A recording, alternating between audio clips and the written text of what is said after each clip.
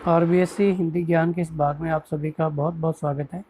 आज हम कवि केदारनाथ अग्रवाल की कविता चंद्रगहना से लौटती बेर की शेष व्याख्याओं का अध्ययन करेंगे।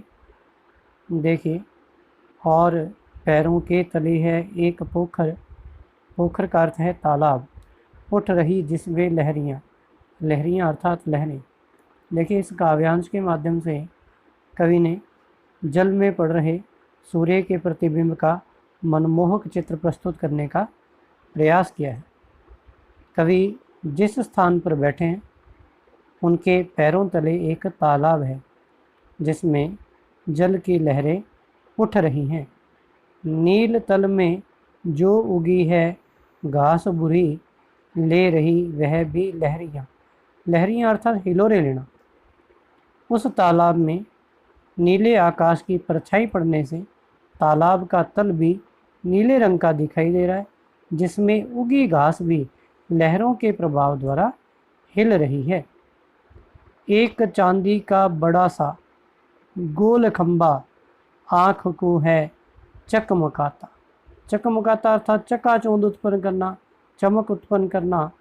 तालाब में सूर्य का प्रतिबिंब भी चांदी के किसी गोल खंबे के समान दिखाई दे रहा है, क्योंकि सूर्य की किरणें जल में प्रतिबिंबित होने से जब वे आँख में पड़ती हैं तो आँखों को भी अपनी चमक से चौंधिया देती हैं। तालाब के किनारे स्थित पत्थरों से जब जल टकराता है तो ऐसा प्रतीत होता है कि मानो वे पत्थर तालाब के जल से अपनी प्यास बुझा रहे हैं। यदि विशेष की बात करें तो काव्य में अनुप्रास अलंकार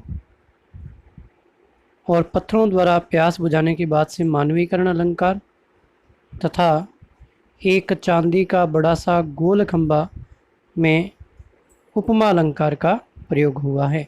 भाषा सरल और सहज है और आसानी से ग्राह्य है। आइए अगली व्याख्या का अध्ययन करते हैं। देखिए, चुप खड़ा बगुला डुबाए टांग जल में, देखते ही मीन चंचल। मीन अर्थात मछली, चंचल अर्थात तेज गति से चलने वाली। देखिए, इस काव्यांश के माध्यम से कवि ने पोखर के आसपास के दृश्यों का शब्द चित्र साकार करने का प्रयास किया है। कवि कहता है कि तालाब के जल में एक बगुला चुपचाप खड़ा है, उसकी टांगें जल में डूबी हुई हैं। देखते ही मीन चंचल ध्यान निद्रा त्यागता है, कि उसे देखने में ऐसा लगता है कि वह किसी ध्यान साधना में लीन है, परंतु जैसे ही कोई तेज गति से चलने वाली मछली उसे दिखाई देती है, चट दबाकर चोंच में नीचे गले डालता है, कि वह तुरंत ही अपना ध्यान तोड़कर वो अपनी चोंच से उस मछली को पकड़ लेता है और उसे अपने मुंह में डाल लेता है। एक काले माथ वाली चतुर चिड़िया, श्वेत पंखों के मार जपाटे मार फोरन, टूट पड़ती है भरे जल के हृदय पर। जल के हृदय पर अर्थात पानी की सतह पर एक उजली चटुल मछली, चटुल अर्थात चालाक मछली, चोंच पीली में दबाकर दूर उड़ती है गगन में।